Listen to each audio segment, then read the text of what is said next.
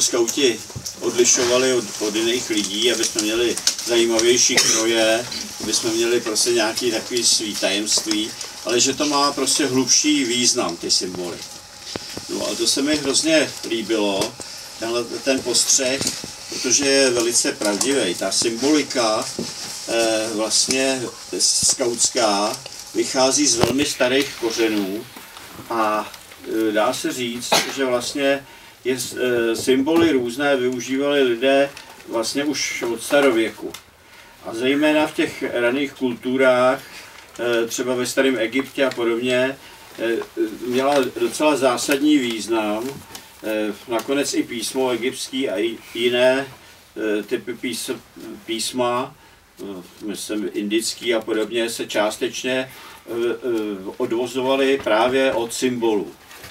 No a samozřejmě ty symboly přecházely v té lidské kultuře pořád, zejména ve středověku se velice zakořenily, protože samozřejmě byly velmi jednoduchým způsobem, jak si lidé předávali nějaké vědomosti základního typu, protože v té době většina lidí neuměla číst ani psát.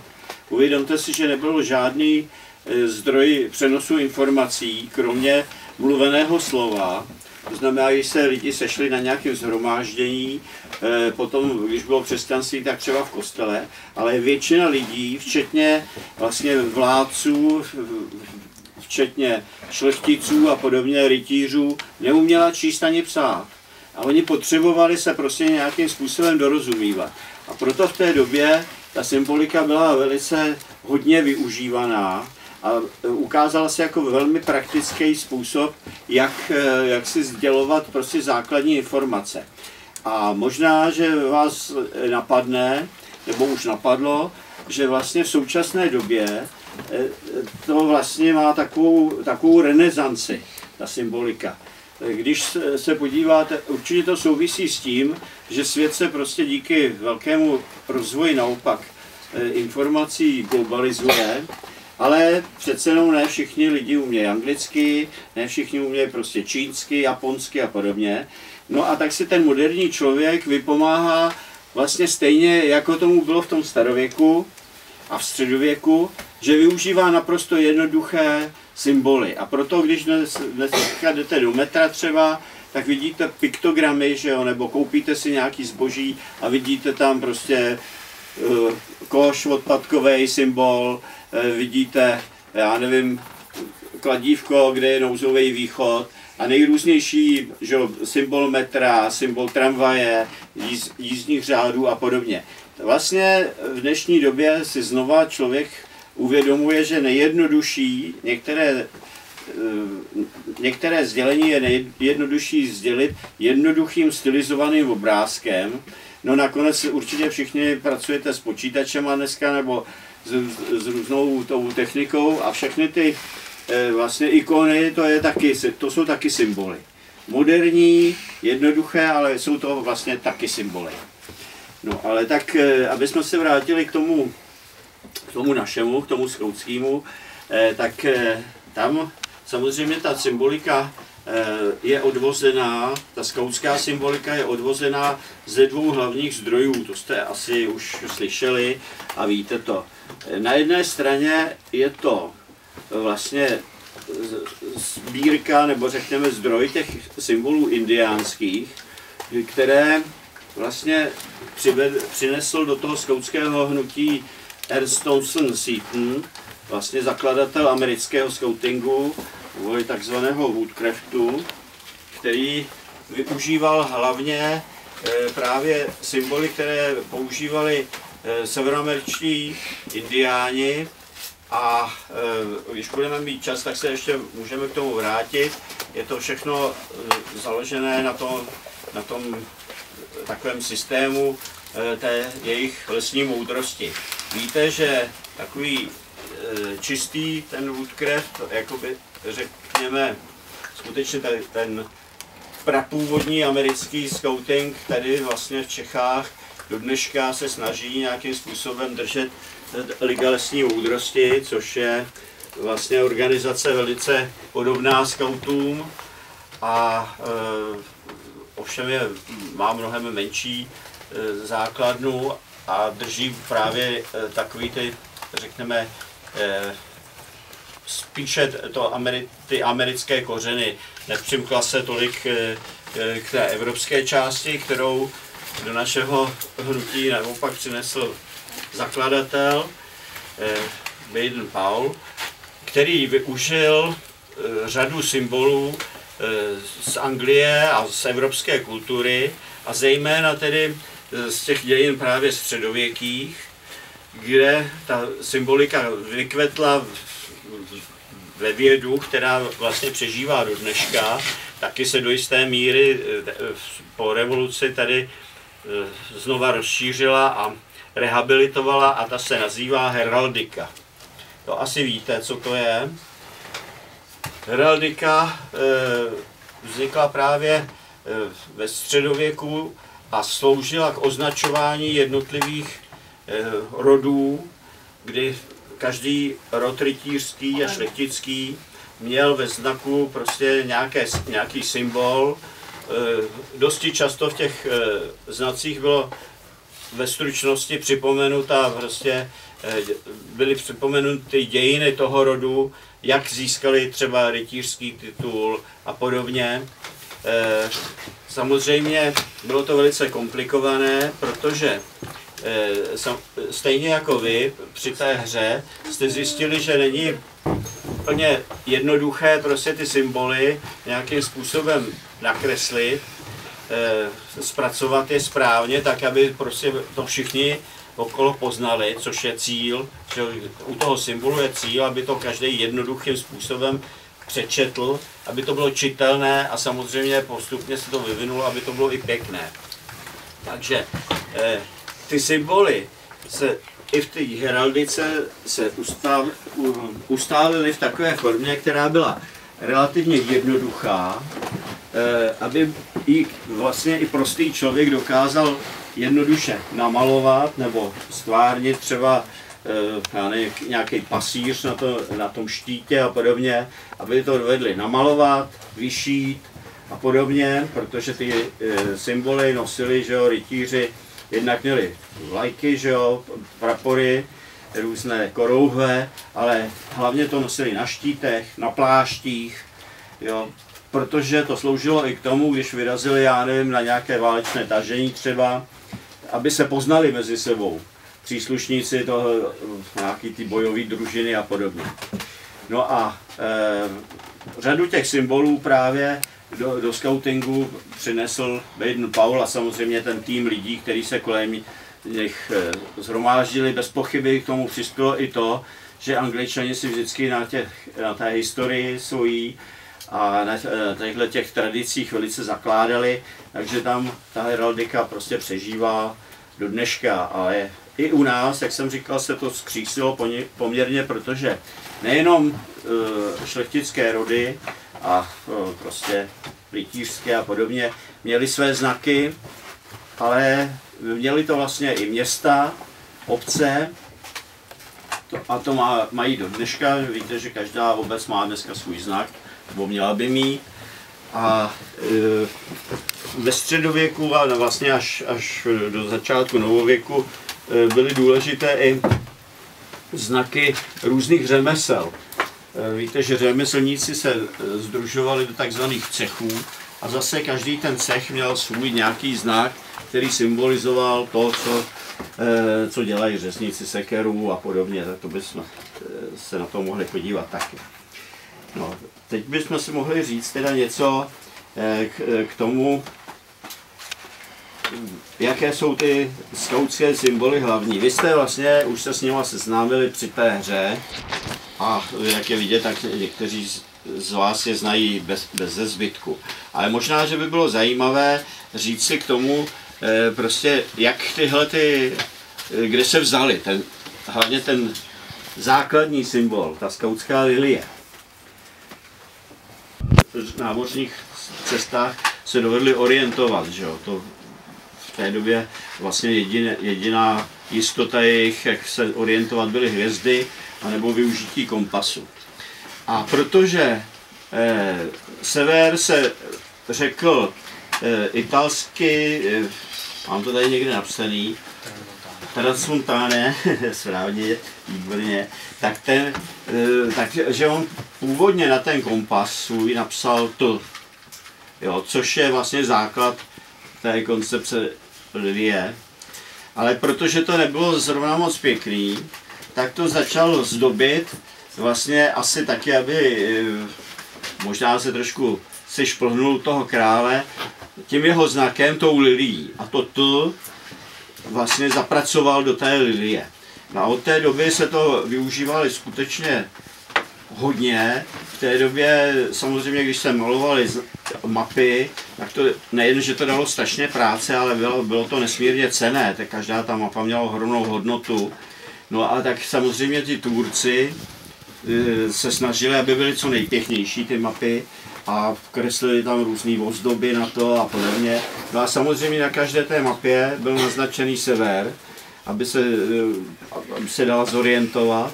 No a proto ten motiv té lilie se skutečně velice rozšířil a propracovávali ho potom Holanděni i jiné národy. No a vlastně se usídlil téměř na všech těch mapách. No a podle teda tradice se uvádí, že právě to vedlo našeho zakladatele k tomu, aby to využil i pro znak skautů jako určení správného směru. A na té anglické lilii, možná, že si to vzpomenete, na té anglické lilii skutečně je naznačená přímo v prostředku toho hlavního listu magnetická střelka, takový trojuhelníček tam je. To znamená, to ukazuje ten správný směr. Jinak, co se týče symbolu té lilie, to určitě znáte taky, tak ten prostřední list právě ukazuje, že skaut má jít vždycky tím správným směrem, přímo k věci, rovnou cestou, protože ty okliky různé, což znamenají ty boční listy, ty se vlastně vracejí a nevedou k cíli. Možná, že si vzpomenete taky na těch anglických chvilkách a i na těch mezinárodních znacích, jsou taky pěticípé hvězdičky v těch bočních větvích. To má znamenat, jsou různé výklady, ale buď se říká, že to jsou veselé oči skautů, to znamená, připomíná nám to, že skaut je veselé mysli, a hlavně ty dvě pěticípé hvězdy ukazují prostě 10 bodů skautského zákona. Samozřejmě i ten znak té skautské lilie se různým způsobem vyvíjel a má různý výklady. V každém národě je vlastně nějakým způsobem zpracován, aby obsahoval, nebo ne možná v každém, ale téměř v každém, aby obsahoval nějaké národní prostě charakteristiky. Proto třeba čeští skauti mají ve znaku toho psa, který se tam dostal docela zajímavou cestou. Víte někdo jak? Těm psohlavcům, myslím, že to bylo něco. No, díky chodům, že jo. Ale není to znak zrovna starý, nějaký historický. Vytvořil tu hlavu, motiv té psí hlavy a jako znak chodů ji interpretoval až vlastně Mikuláš Aleš, když ilustroval iráckou knihu Psohlavci, protože původně chodové měli ve znaku botu. Jo. Ale to nebylo prostě důstojný příliš, takže oni využili, to byla doba národního obrození, chtěli tam mít prostě něco znešeného. No a je pravda, že ta psí hlava znamená věrnost, odvahu, rozhodnost a různé další teda pozitivní vlastnosti, které náš zakladatel český Antonín Benjamin Svojsík tam chtěl dostat. Možná, že by bylo zajímavé v téhle chvíli, abych se vás zeptal, jestli od začátku měli český skauti ve znaku tulili se psí hlavou. Správně. A co měli?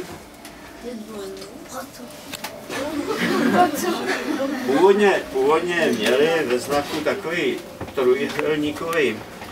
trojúhelník, ve kterém byla postava atleta. A to bylo poměrně na těch raných začátcích použito proto, že Antonín Benjamin Svojsík si myslel ze začátku, nebo chtěl začlenit to hnutí, které nově zakládal, které se mu hrozně líbilo, do Sokola, protože Sokol byl v té době velice vlivnou a taky jako pozitivně působící organizací, která stmelovala vlastně český a posléze i slovenský národ. Ale v té době moc to vedení tenkrát Sokolu ty novoty nestálo, měli trošku jinou koncepci. No a tak to vedlo k tomu, že vlastně skauti vznikly jako samostatná organizace poměrně brzo, protože chtěli využít tu lili, tak dostali do znaku tu lili, ale právě ty zakladatelé hledali, jak by tam dali něco českého. Bylo to ze dvou důvodů, nejenom proto, co se většinou uvádí, že chtěli, aby prostě byli taky vnímáni jako vlastenci, i když to bylo bez pochyby nezbytně nutné, protože v té době právě Sokol a všechny ty organizace, které u nás působily, teda české organizace, samozřejmě ne německé, tak všichni zdůrazňovali nějak tu národní prostě stránku, takže bylo důležité, aby tam bylo něco vlasteneckého, ale a dostal se tam právě ten pes z těch prohlavců. Z začátku, než teda vznikla ta lilie, třeba na těch nejstarších opascích, na těch sponách, byl jenom pes. A dokonce, protože nevznikla jenom jedna skautská organizace, ta Svojsíkova, ale několik, bylo jich asi, jestli si dobře pamatuju, asi 5, tak někteří takzvaní ty přohlavci, ty měli pořád jenom tu psí hlavu ve znaku. Jo. U nás to naše hnutí, ze kterého teda my jsme posléze vznikli, tak začlenilo tu psí hlavu do centra lilie jako takový český prvek. A druhý moment, kromě toho národního obrození a té potřeby zvýraznit prostě to češství, byl v tom, si musíte uvědomit, že v té době bylo ještě silné Rakousko-Uhersko, nadnárodní stát, kde ale výrazně teda dominovali Němci, že jo, nebo německy mluvící obyvatelé. No a těm se samozřejmě tyhle ty snahy příliš nelíbily, protože vlastně jedním z jejich soupeřů, někdy i nepřítelem, byla Anglie, že? Nebo teda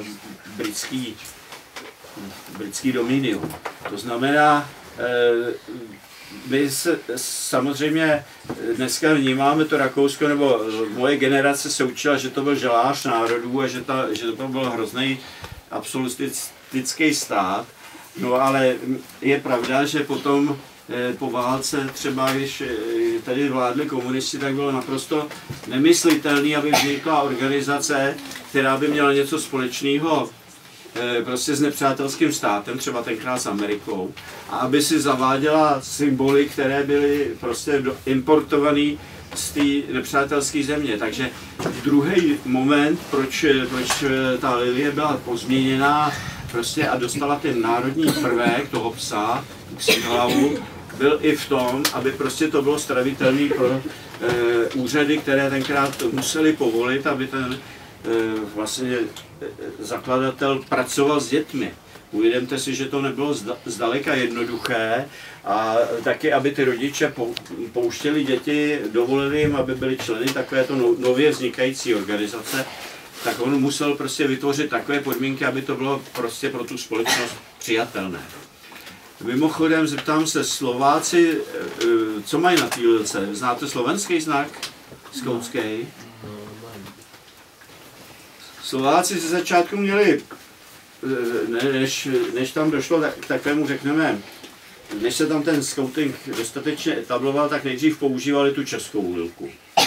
Ale potom poměrně brzo, ještě za první republiky, vytvořili nový znak, je velice pěkný teda, a je v něm obsažený v tom prostředním listu, v tom hlavním, vlastně dvojitý kříž, který to vlastně přivezli podle tradice Cyril a Metoděj na Velkou Moravu, a posléze tam přidali dolů ty tři takové kopce, které podle některých autorů heraldiků znamenají Tatru, Matru, Fatru. To byly hlavní vlastně pohoří Uherska. No a dneska se uvádí, že to prostě symbolizuje tu slovenskou hornatou krajinu, že, kde jsou vysoké Tatry, nízké Tatry, Karpaty a tak dále. Protože má to zase tahle jiný výklad, má zase jeden důvod, protože ta Matra ta zůstala vlastně v dnešním Maďarsku. Není už součástí těch starých Uher. Takže to jsou asi základní věci, které se týkají lilie. Vy jste tady viděli potom další znak, velice důležitý, RS, což asi znamená Rover Scout původně, dneska i Rangers Scout, ale zeptám se, mají roveři ještě nějaký jiný znak, než jenom tyhle ty písmena?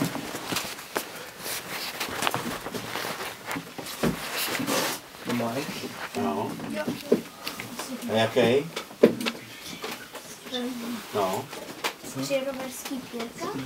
Ano, 3 péra, orlí, anebo možná podle starší interpretace se říkalo supí taky. 3 orlí péra, které měly v těch starých znacích ještě napsáno pod sebou německé ich Dienst, to znamená slouží. To je rovecké heslo samozřejmě. A to je velice zajímavé právě pro české skauty a pro české rovery, protože tenhle ten znak, víte to někdo tu historii, jak se dostal k roverům, tenhle ten zvláštní znak? To byl znak, který využíval Jan Lucemburský. A měl ho v době, kdy byl poražen a zabit v bitvě u Kresčaku. Ale oni si ho tak vážili, že ty Angličani, kteří ho dobili, teda který ho porazili, když ho našli, tak anglický král zvyhnul ten jeho znak a předal ho svému synovi, princi Walskému,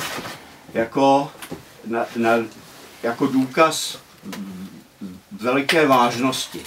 A oni ho skutečně do dneška ty velští princi využívají.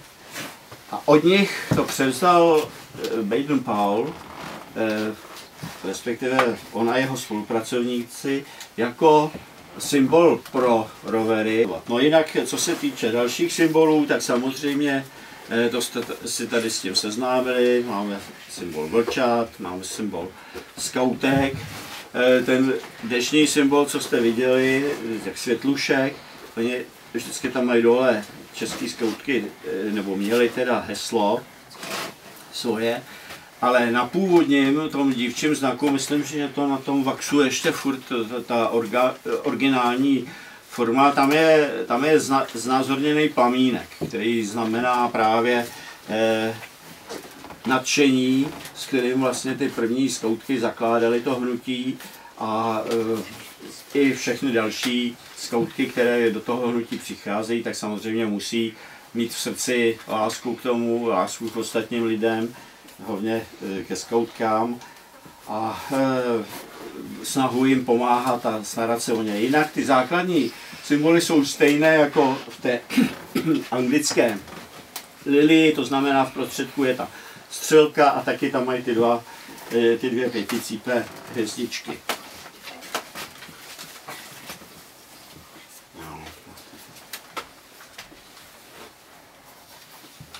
Jinak, prosím vás, ještě je tam důležitá jedna věc u toho roverského znaku.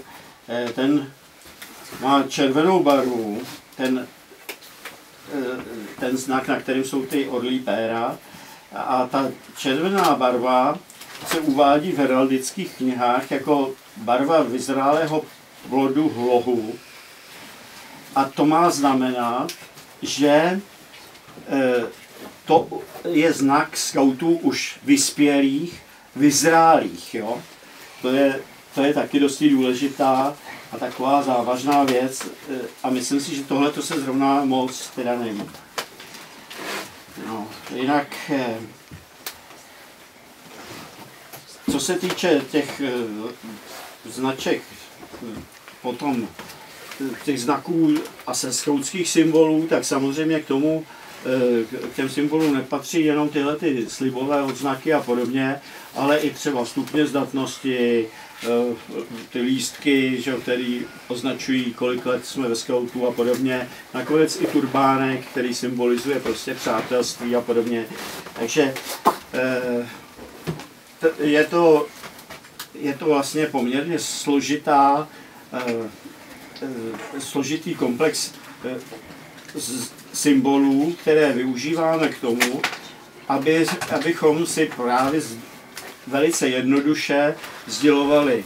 Ano, jsem scout, to je nejjednodušší, jsem ve skautu už 40 let, mám třeba lesní školu, mám šedivý šátek a tak dále. Jo? Jsou to vlastně praktické věci. Možná, že bych si dovolil ještě poznámku, nechci vás zdržovat, kdyby vás to nudilo, tak řekněte.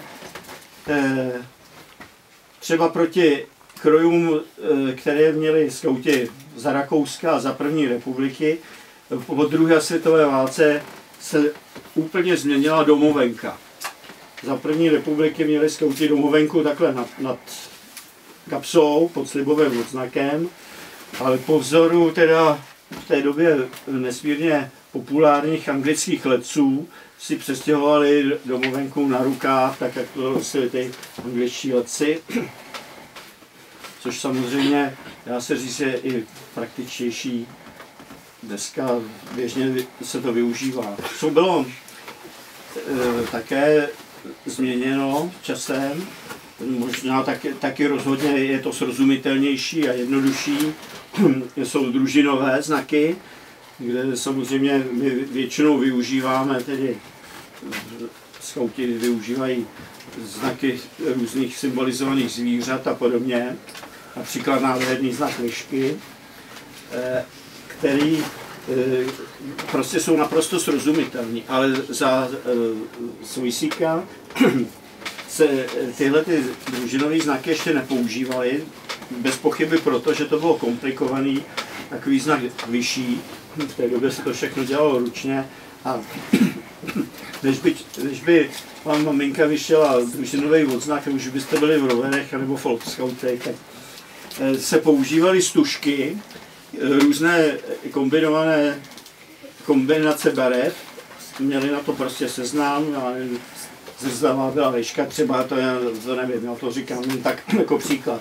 A nosilo se to zase na levém rukávu, nicméně to bylo docela pěkný a některý oddíly nebo lesní školy, kurzy to využívají při těch krátkodobých akcích, při hrách a podobně jako označení prostě nějaké té skupiny, kterou představují. Tak a teď možná, jestli ještě máte trpělivost se mnou, tak bych vám mohl říct pár věcí k těm symbolům, které se využívají z amerického scoutingu. Jo, já jsem zapomněl na jednu věc, ale to možná až rozsvítíme. Já jsem přinesl takové dvě knížky, což je samozřejmě nepatrný zlomek toho, co o těch symbolech bylo napsáno, ale tahle kniha je velice zajímavá. Tam je právě dokázáno, že ty symboly se používají skutečně tisíce let a mají nejrůznější významy, někdy docela i zajímavé, možná jste se s tím v různých historických románech a dobrodružných setkali, protože skutečně některé ty symboly jsou pozapomenuté a slouží k identifikaci pro různé skupiny, které třeba, jak bych řekl, touží potom, aby byly utajené, aby prostě nevěděl třeba svobodní zednáři a podobně. Jo, takže to, existují prostě různá tajná společenství, ty rovněž využívají symboly, tak jestli si chcete na to mrknout, tak potom se rozsvítíme. A tadyhle je takový stručný úvod do té heraldiky české, která je samozřejmě skutečně poměrně složitou vědou dneska, ale možná, že by to bylo zajímavé. Jsou tam na začátku hlavní znaky, které se používají v českých zemích. Český lev, Moravská Orlice, Slezsko. Tady k té heraldice určitě to všichni znáte, že se využíval vlastně hlavně štít. Bez pochyby to mělo ten význam, že nejvíc se vlastně malovaly ty erby na štíty právě pro rytíře a různé ozbrojence a podobně, ozbrojené skupiny. Samozřejmě většinou se využíval ten štít jezdecký. Česká heraldika má jednu specifickou vlastnost, že využívá i pěšácký štít, takzvanou pavézu. A ta hlavně byla použitá i vlastně na státní znak Československé republiky v době socialismu, kdy se zvýrazňovala revoluční stránka toho husitského hnutí, protože to používali hlavně husiti.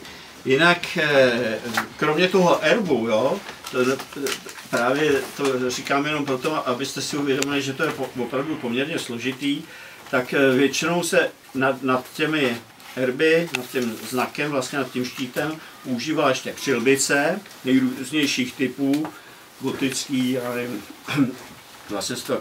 A kromě toho to mělo ještě takzvaný klenot nad sebou, to znamená nějaký chochol, nebo taky třeba paroží, někdy se, myslím, že se tam vyskytovali třeba hrábě, nebo něco takového podle dějin toho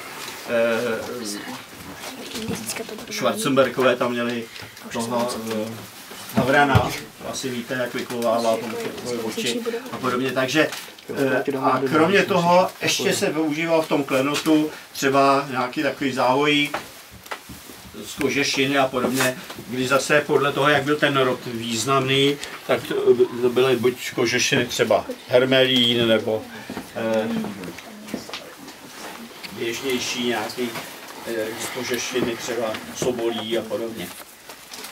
No, tak teď ještě bych možná řekl pár slov k těm indiánským symbolům.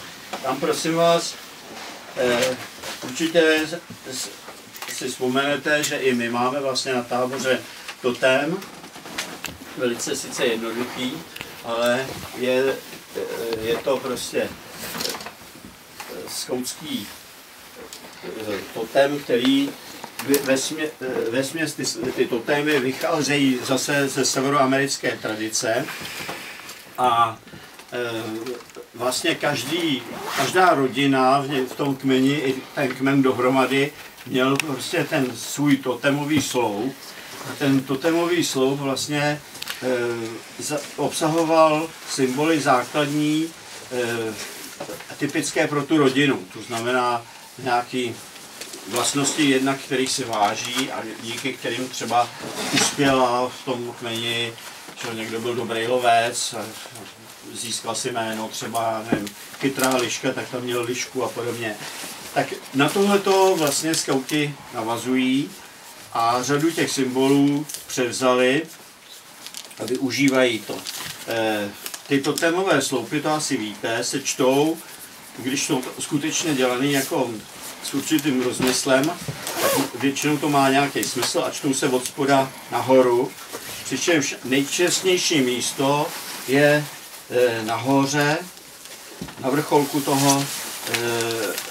toho totému, říká se tomu zhlaví, A tam se většinou umístuje nějaký buď symbol, čeho chceme dosáhnout, nebo něco podobného. Nejčastnějším znakem, který používají ty indiáni a Woodcrafteři, my to máme taky vlastně na tom našem totému, je kruh, modrý kruh, který znamená vlastně moudrost a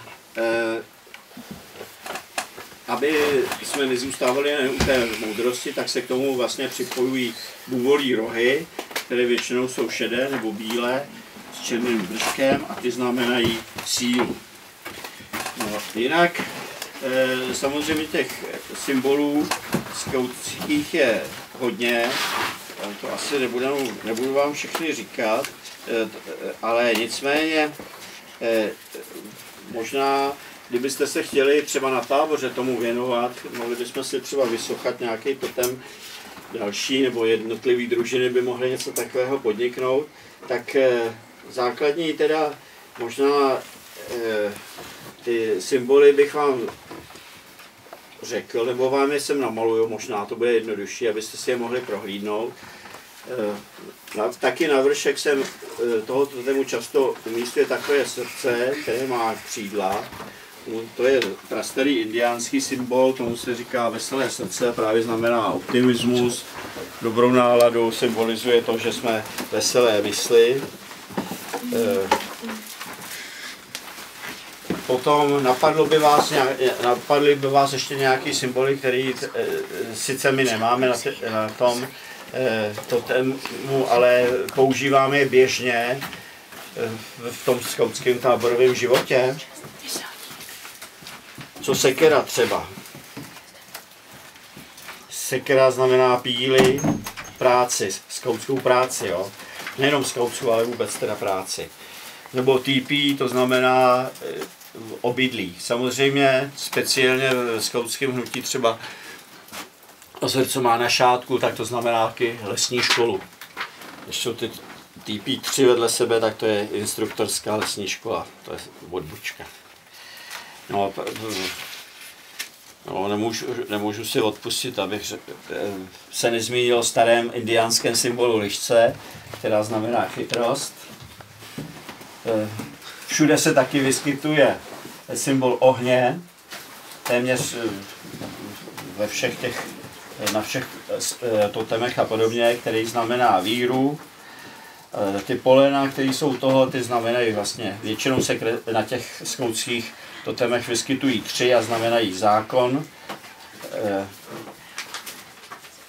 Plamen znamená taky nadšení a podobně, ale jenom tak velice stručně bych řekl. Sova znamená moudrost, kotva naději, pavouk píli, delfín je symbol umění. S tím to není jenom skautský a dokonce ani nejenom indiánský, to je běžně využívaný symbol skutečně. Z egyptské symboliky se používá někdy marabu, to znamená, to je takový ten čáp, jo? To znamená moudrost. Střela, šíp teda většinou se používá, ten znamená rychlost. A nebo když směřuje jako dolů do země, tak znamená cestu zpět. Had znamená opatrnost. Skarabeus, taky egyptský symbol, ten znamená bohatství ducha. Taková šipka, kdybyste viděli na to tému,